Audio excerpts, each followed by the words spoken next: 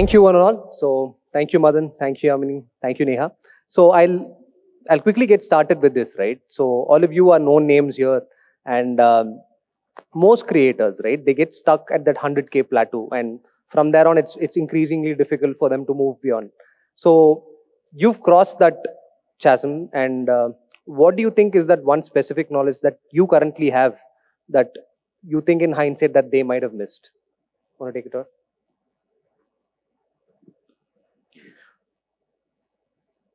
I think when I started, which was before 6, 7 years, I didn't know this was a platform where we could make money. So the prime drive was not money. It was the attention, it was the fame we were getting along with it. And when you chase something that is beyond monetary aspect, I think there is this passion attached to it, and you would do whatever has to be done, irrespective of you getting paid or not. Today, this is a business. When someone starts and says that they want to become an influencer, when they say they want to become a creator, TikTok, Reels, wherever, they come with the idea of looking at it as a business.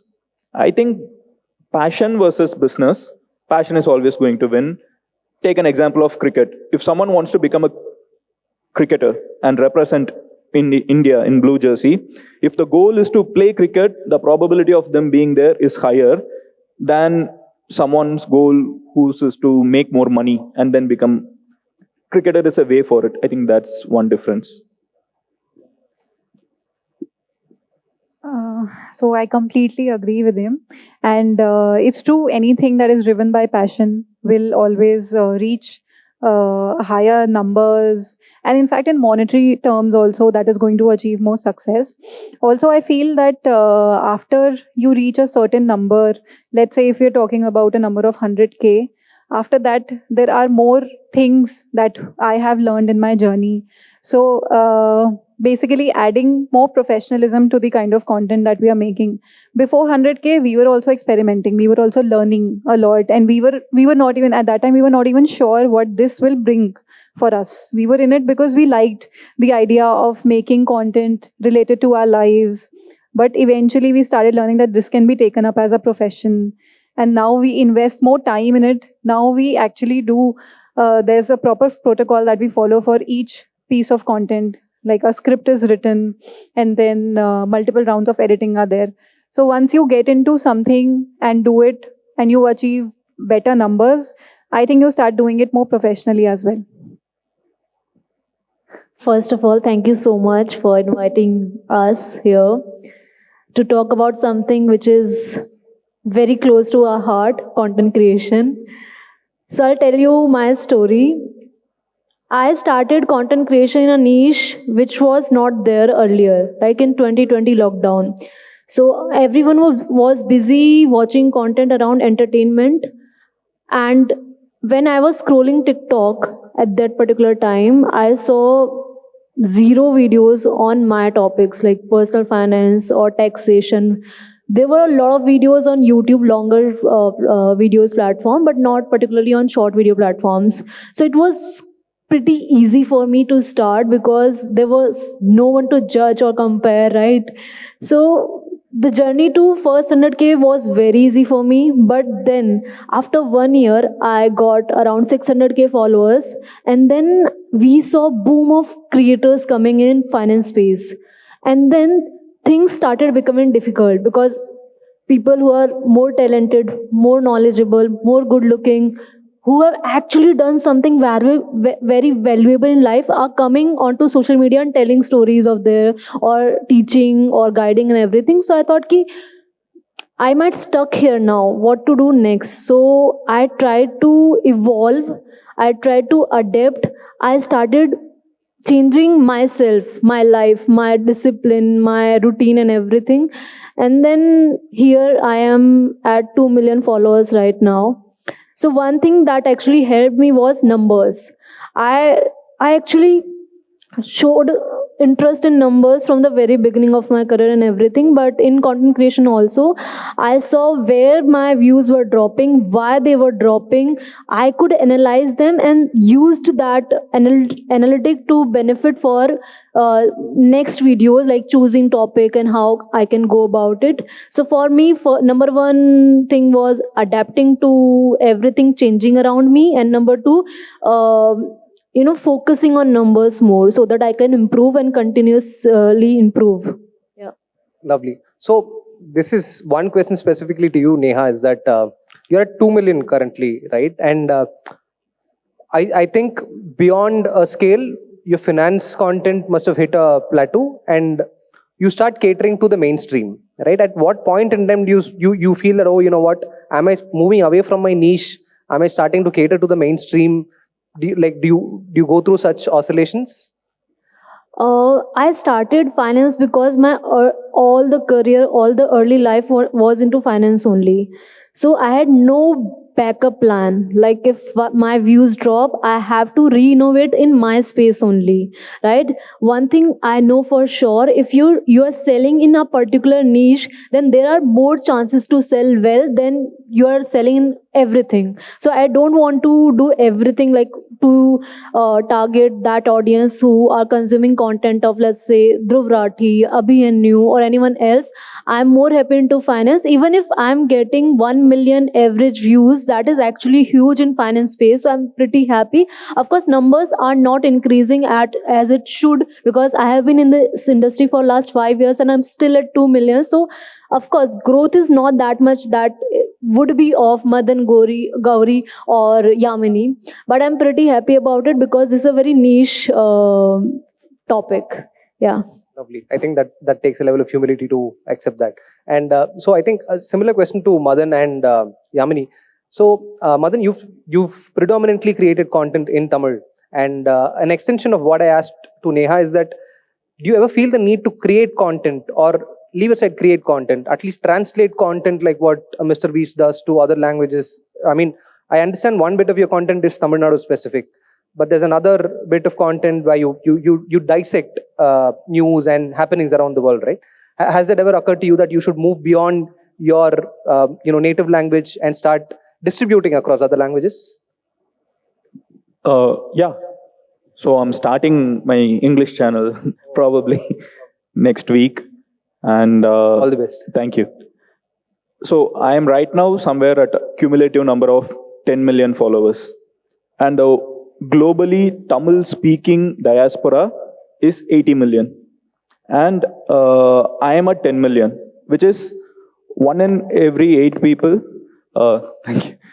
One in one in every 8 people who speak my language in the world have subscribed to me or follows me in some scale. That's the threshold. That's the terrace. I can't go beyond that. Yeah.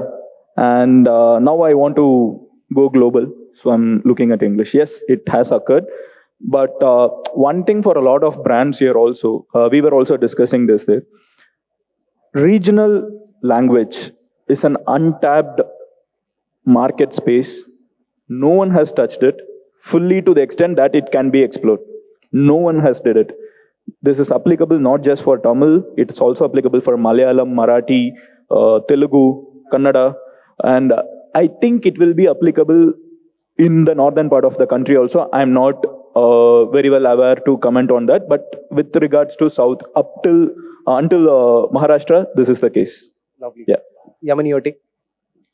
So we do comedy and family content, and when we started, there are some content pieces that only we were doing at that time, and that helped us a lot. Like the growth up till 200 to 300K, that was quite quick, and we were quite boosted with a lot of confidence, and that we'll make it really large and everything. But then, of course, we arrived at a plateau. But we are still continuing that kind of content because I enjoy making that content. Even though I have tried making something else, doing something related to maybe cooking or fashion, but ultimately that comedy content and writing those comedy and relatable scripts, it gives me happiness. But ever since we opened Snowberry, and for Snowberry also, we started making comedy content. And again, at that time, a lot of brands were coming up with the similar kind of content. Like they would put something related to their team or maybe their business, which was comedy.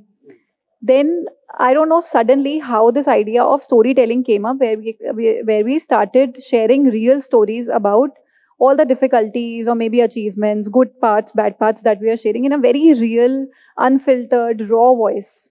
And suddenly that picked up. So that opened up a very different market for us unexpectedly.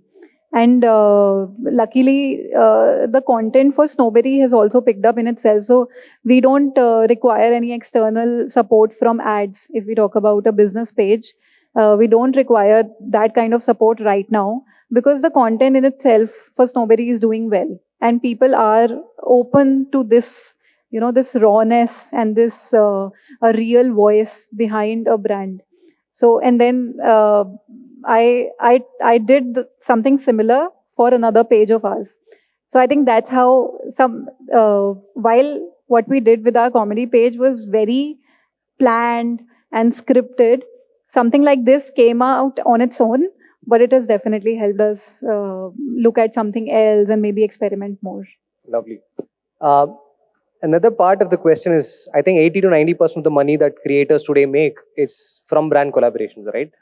Again, God forbid, assume tomorrow there comes a situation where brands cease to exist.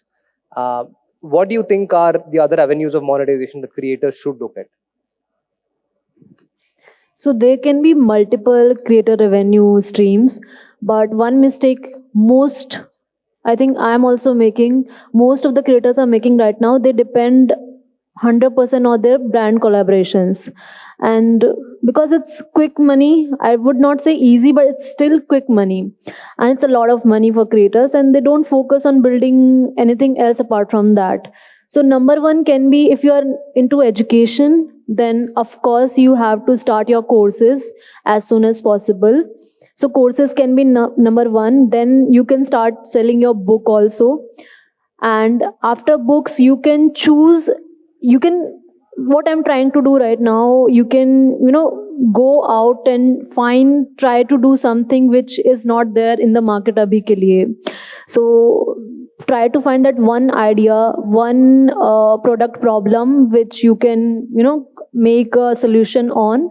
Apart from it, you can, give webinars, paid webinars, workshops. Like if I go to events, I charge some X amount of money for being there actually. Apart from it, you can build multiple businesses, but these four are the most these four are the most common revenue stream as of now. And if you are on one platform, then you should try to build a brand on another platform as well. If you are on Instagram, then try to build on YouTube also, because you cannot depend only on one platform. We have seen that with TikTok, and we might see with any other platform as well. So don't depend only on one platform, and open your eyes and see around what other people are doing, learn from them, and try to make other income streams also, like Yamin is doing right now or Madan is doing right now. So keep trying it. So what I'm trying, I've done courses, I'm trying to do book. So my book will also be out in next 3 months.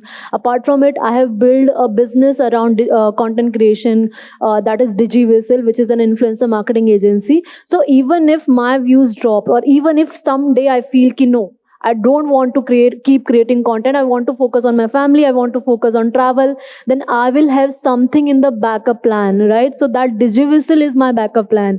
कि if someday I'm like कि नहीं हो रहा है मेरे से, मैं नहीं कर सकती रोज ये सब, so I'll go back to DigiWhistle and I'll make it a bigger brand then. So you have to have something in the backup, and let me tell you, if you have something in the backup, then your videos will perform better, because you'll make videos tension free, you'll be at peace, and you'll be more creative.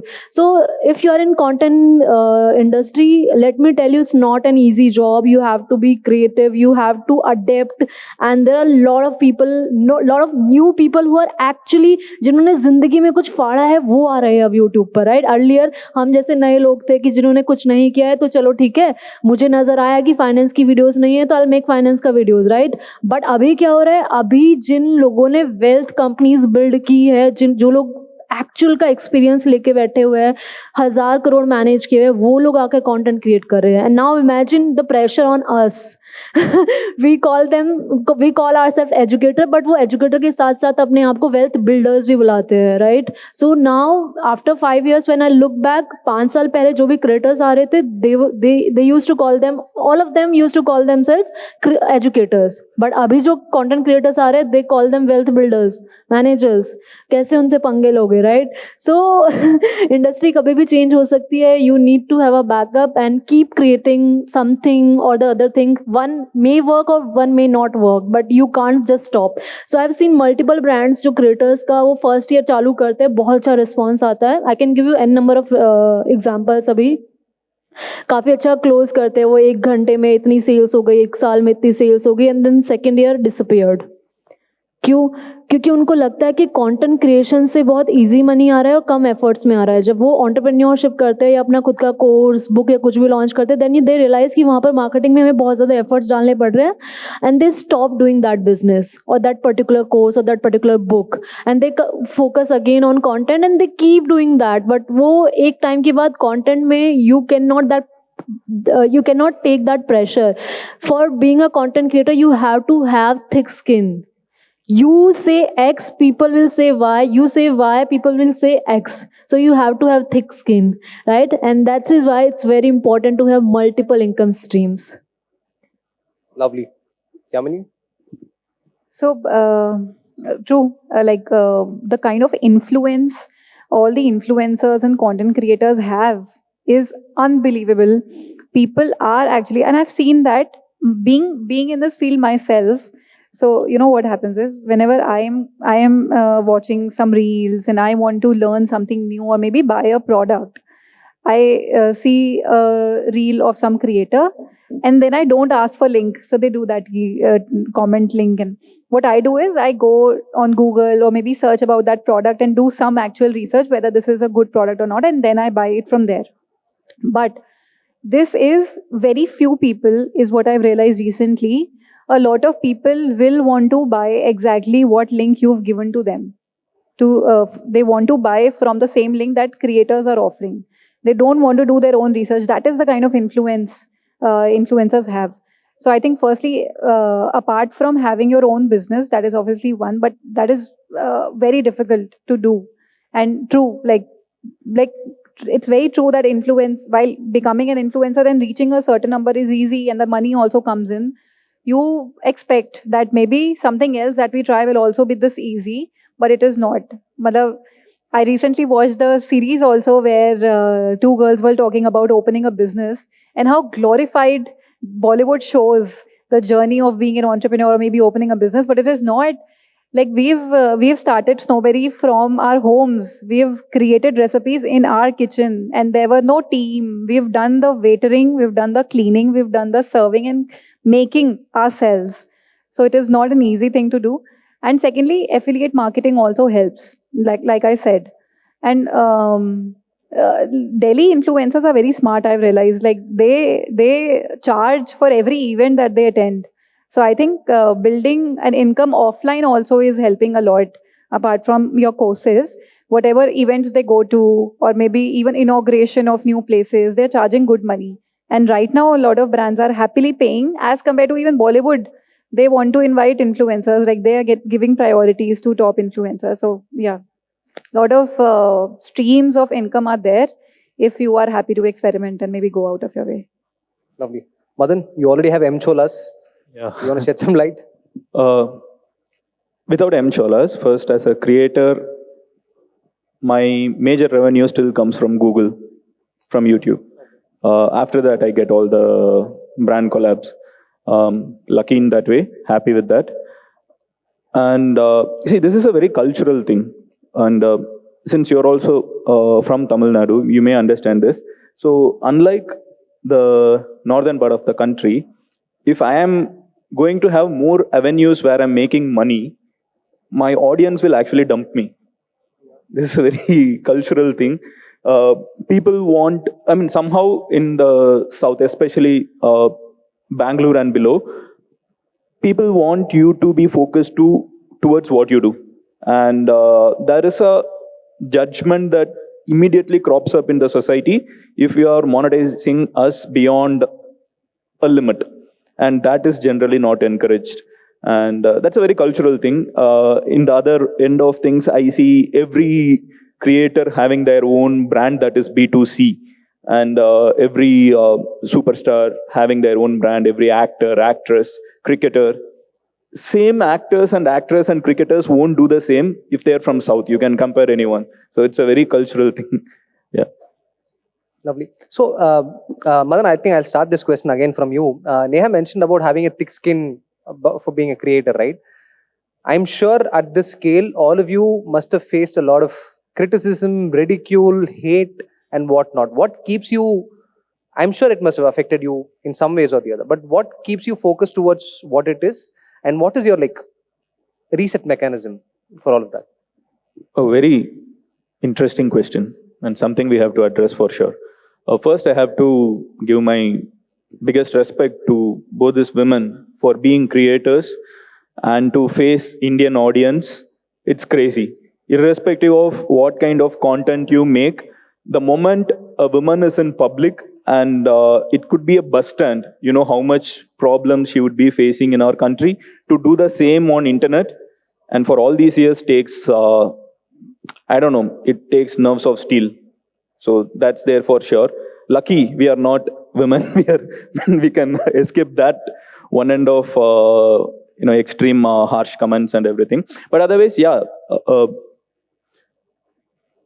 it's like growing. It's like becoming a sapling becoming a tree. The older it grows, the thicker the skin is. You have to have thick skin, otherwise you will be cut easily. You can bend when you're young, but the bigger and stronger you grow, the skin has to be thick. There is no other option. Is it tough? Yes. But is it worth it? Yes. Yeah. It's such a beautiful analogy, and I'm going to use that in future definitely. It's very true, the kind of hate and ridicule and whatnot we have to face. But I think, firstly, this is a choice that we made to open our life like that to public.